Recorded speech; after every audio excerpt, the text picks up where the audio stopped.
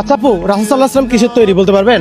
রাসূল সাল্লাল্লাহু আলাইহি ওয়াসাল্লাম অবশ্যই নূরের তৈরি। আল্লাহ কুরআনে বলেছেন সূরা মায়েদা 14 নম্বর আয়াতে, তাতে জাআকুম মিনাল্লাহি নূর ওয়া কিতাবুম মুবিন। এটার মানে হচ্ছে আমি তোমাদের মাঝে দুইটা জিনিস পাঠিয়েছি, একটি হচ্ছে নূর আর একটি হচ্ছে কিতাব। নূর মানে নবী, কিতাব মানে কুরআন।